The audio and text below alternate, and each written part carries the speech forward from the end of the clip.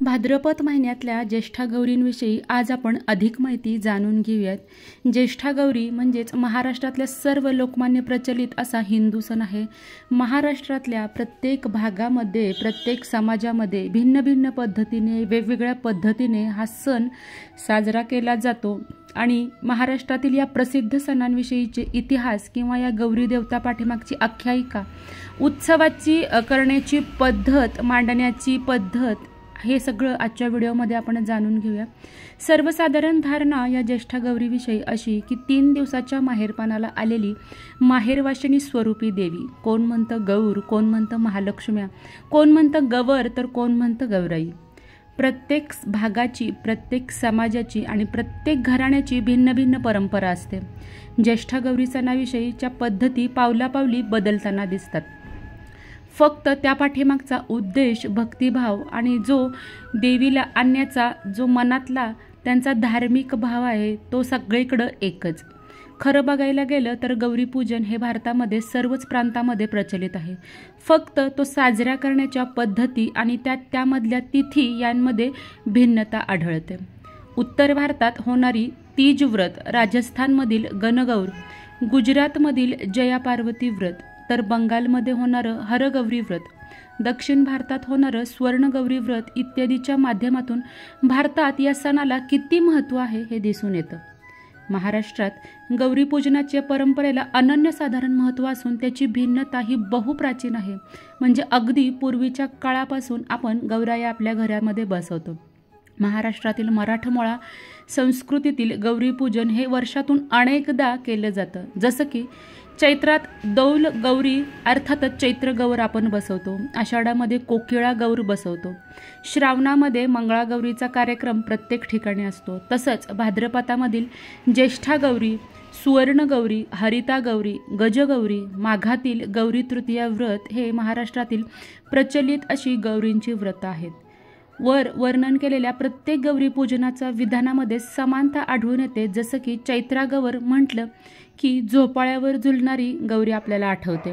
कोकिळा गौरी म्हटलं की कोकिळारूपी गौरीचं पूजन आठवतं. तर मंगळागौरी म्हटलं की मंगळागौरीच्या प्रतिमेची आणि घटाची साम्रसंगीत 16 वैशिष्ट्यांनी केलेली पूजा आठवते. स्वर्णगौरी म्हटलं की सुवर्णकांतीची हरिद्रा निर्मित गौरी प्रतिमेचं पूजन. हरतालिका म्हटलं की वाळू निर्मित केलेल्या शिवलिंगासोबत सखी पार्वतीच्या प्रतिमेचं पूजन. गजगौरी म्हटलं की ऐरावतावर आरूढ झालेल्या गौरीचं पूजन.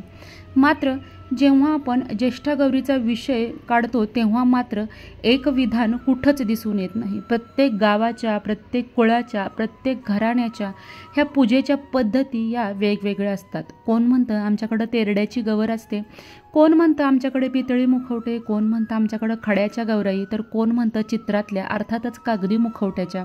काही जणांकडं कलशाच्या, काही जणांकडं उभ्या राहिलेल्या, काही जणांकडं बसलेल्या, लाकडी, मातीच्या, धातूच्या, वेलीच्या किती प्रकारच्या गौराई प्रत्येक ठिकाणी बसवल्या जातात. या देवीची प्रतीकं जरी प्रत्येकाकडे वेगवेगळी असली तरी तो भक्तिभाव आणि समाधान हे प्रत्येक ठिकाणी एकच असतं. गौराईचा हा सण का बरं सुरू झाला असेल? या सणाला सुरुवात होण्यापाठीमागचा उद्देश म्हणाल तर कर्मकांडांच्या व्यतिरिक्त पूर्वीच्या काळी बालविवाह ही प्रथा खूप प्रचलित होती.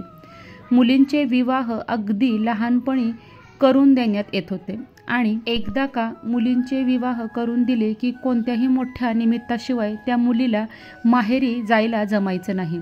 माहेरपण हे प्रत्येक स्त्रीच्या जीवनातला जिव्हाळ्याचा विषय. त्यातच अल्पवयीन विवाह झाल्यामुळे मायबापाची व तिच्या घराची आठवण त्या मुलीला नेहमी जाणवायची. म्हणूनच कदाचित आपल्या पूर्वजांनी या माहेरवाशिनीची इच्छा व्यक्त करण्यासाठी आयोजलेला हा समारंभ एक आधारे समाज जीवनातील आपुलकी व्यक्त करणारा सण. हा सण फक्त माहेरवाशिनी अभिव्यक्त करणारा सण नव्हे तर तो ऋतू अनुकूल उत्सव देखील आहे. बघा, पावसाळ्यानंतर, वर्षा ऋतूनंतर भाद्रपद मासात सुरू होणारी शरद ऋतूची चाहूल म्हणजेच सृजन झालेल्या प्रकृतीचा उत्सवच. खूप जण हा सण फक्त स्त्रीवर्गापुरताच मर्यादित समजतात, पण असं मुळीच नाही. कारण देवी म्हणून पाहिलं तर आद्य प्रकृती आदिशक्ती ही संपूर्ण ब्रह्मांडाची माता आणि त्या आधारे मातेच्या सेवेकरता स्त्री पुरुष हा भेद मानणं मुळातच चुकीचे. देवी उपनिषदांमध्ये तर श्लोकानुसार अहम ब्रह्मस्वरूपिणी मतप्रकृती पुरुषोत्तम जगत अर्थातच आदिशक्ती ही साक्षात परब्रह्म स्वरूपिणी असून प्रकृती आणि पुरुष हे दोन्हीही तेच आहे. प्रत्येक जीवांमध्ये इच्छा क्रियाशक्तीच्या माध्यमातून तिचं अभिव्यक्त हे व्यक्त होत असतं. आणि दुसरी गोष्ट म्हणजे तिला आपण माहेरवाशीण म्हणून बघू तर एका घरातली माहेरवाशीण ही प्रत्येक घरातली प्रत्येकासाठीच कोडकौतुकाचं पात्र असते. लाडाची लेक जेव्हा वर्षातून 2दा माहेरपणाला येते तेव्हा तिच्या पाहुणचारात कुठलीही कसर आपण ठेवत नाही. मग अगदी ती आल्यावर तिला तुकडा उतरवणं असू दे किंवा तिची दृष्ट काढणं असू दे, तिचं स्वागत असू दे किंवा तिला बसायला मखर, तिचा शृंगार, तिच्यासाठी करण्यात येणारे पारंपरिक जेवण हे सगळं आपण तिला करतो. अख्खं घर तिच्या पाठीमागे आणि पुढे तिची सरबराई करण्यात व्यक्त होत असतं. हे करू की ते करू अगदी असंच होतं. काही ठिकाणी मिष्टान्नासोबत शाकाहारी पंचपक्वान्नाचा नैवेद्य तर काही ठिकाणी मांसाहारी पंचपक्वान्नाचा महानैवेद्य असतात. कुठं असतात विविध ऋतूतली फळं तर कुठं फराळाचे पदार्थ. जितकं ठेवाल तितकं कमीच आहे. अनुराधा नक्षत्राच्या सायंकाळी ज्येष्ठागौरी आवाहन, ज्येष्ठा नक्षत्राच्या प्रातःकाळी ज्येष्ठागौरीची स्थापना व महापूजा आणि मूळ नक्षत्राच्या सायंकाळच्या वेळी ज्येष्ठागौरींचं विसर्जन काय पाठवणीच म्हणाल आपल्या लाडक्या लेकीची. गौराई जेव्हा 3 दिवस आपल्या घरामध्ये असते तेव्हा घर अगदी प्रसन्न असतं, पण तिच्या पाठवणीची जेव्हा वेळ येते तेव्हा खरंच मन व्याकुळ होतं. ज्येष्ठागौरीची पूजा जरी शक्तिदेवता म्हणून करण्यात येत असली तरी पूर्ण 3 दिवसाचे विधान मात्र एखाद्या माहेरवाशिणीला लागू होतात.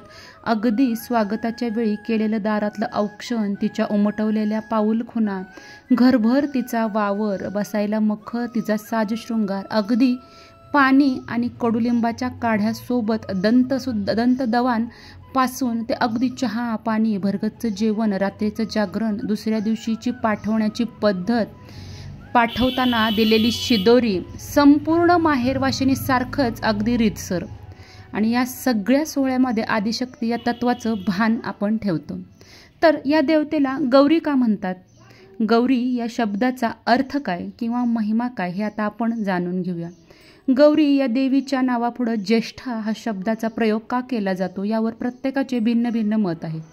सर्वसाधारणपणे महाराष्ट्रामध्ये जितक्या गौरीचं व्रत पूजा आहे त्या सर्वांमध्ये जास्त प्रचलित व प्रसिद्ध आहे ती भाद्रपदातली ही गौरीपूजन. सर्व गौरी व्रतांमध्ये ज्येष्ठ असं व्रत म्हणून यास ज्येष्ठा गौरी व्रत असं म्हणत असावेत. काहींच्या मते पश्चिम महाराष्ट्रात भाद्रपदात 2 गौरी बसवल्या जातात. एक म्हणजे ज्येष्ठा आणि दुसरी म्हणजे कनिष्ठा, म्हणून याला ज्येष्ठा गौरी असं म्हणतात. तर कोकणामध्ये ही पद्धत मुळीच नाही. या गौरींना ज्येष्ठा गौरी म्हणतात यामागील कारण सर्वसामान्य हे असं की हा उत्सव नक्षत्रप्रधान असल्यामुळं ज्येष्ठा नक्षत्र या पूजेचं प्रधान नक्षत्र मानलं गेलं. त्यामुळं ज्येष्ठा नक्षत्रावर होणारा गौरीपूजन म्हणून या उत्सवाला ज्येष्ठा गौरी असं संबोधतात. ज्येष्ठा हे नाव श्रीलक्ष्मीची ज्येष्ठ म्हणजेच मोठी बहीण अर्थात अलक्ष्मीचं देखील नाव आहे. श्रीलक्ष्मीच्या उत्पत्तीच्या वेळी देवीच्या शरीरातल्या सावलीतून अलक्ष्मीची उत्पत्ती झाली असं पुराणामध्ये सांगितलं गेलंय. मात्र ही अलक्ष्मी श्रीलक्ष्मीच्या संपूर्ण विपरीत स्वरूप. श्रीलक्ष्मी ही श्री ऐश्वर्य सौख्याची देवता तर अलक्ष्मी ही दरिद्रता दुर्भाग्याची देवता, कलहप्रिय आणि अशुभा असं सुद्धा तिचं नाव आहे. या ज्येष्ठा गौरीची पूजा फक्त आणि फक्त आपण दीपावलीच्या अमावस्ये दिवशीच डाव्या हातानं करायला शास्त्रकारांनी सांगितलं आहे. ती देखील दीपावलीच्या अमावस्येच्या प्रदोषकाळी म्हणजेच म्हशीच्या शेणानं अलक्ष्मीची प्रतिमा करून घरातील केर कचरासोबत कोळसा, निळी काळी विषारी फुलं, फुटका दिवा, नैवेद्याकरता मिरच्या आदी देऊन डाव्या हाताने हिची पूजा करायला सांगितली आहे व सूप वाजवत तिला घराबाहेर हाकलून उकिरड्यावर ठेवण्याचे विधान आहे व मग घरी येऊन शुचिर्भूत होऊन श्रीलक्ष्मीचं पूजन करायला सांगितले. त्यामुळे या दुर्भाग्य स्वरूपा अलक्ष्मीचा या पवित्र मांगलिक ज्येष्ठा गौरी उत्सवाशी काडीचा संबंध नाही. आता आपण या गौरी या शब्दाचा अर्थ आणि त्याचा धर्मशास्त्रीय स्वरूप काय आहे ते बघू. गौरी या शब्दाचा अर्थ अनेक व्याकरणामध्ये आणि ग्रंथामध्ये वेगवेगळ्या पद्धतीने दिलेला आहे। त्यातल्या त्यात म्हणजे गौरी या शब्दाचा अर्थ म्हणजे गौरवर्णाची स्त्री देवता। गौरवर्ण अर्थातच गोऱ्या रंगाची शक्ती देवता स्त्रीलिंगी शब्द आहे। गौरी या शब्दाचा शब्दशः अर्थ जरी गौरवर्णाची शक्ती देवता असला तरी या गौरी शब्दातच संपूर्ण विश्व चराचर सामावून घेण्याची अतुलनीय शक्ती आहे। तर गौराईंच्या माहितीचा आजचा व्हिडिओ तुम्हाला आवडला असेल तर नक्की व्हिडिओला लाईक करा, चॅनलला अजूनपर्यंत सबस्क्राईब केलं नसेल तर सबस्क्राईब करा। लवकरच भेटूया नवीन व्हिडिओमध्ये आणि नवीन माहितीसोबत। तोपर्यंत माझ्याकडून सगळ्यांना श्री स्वामी समर्थ।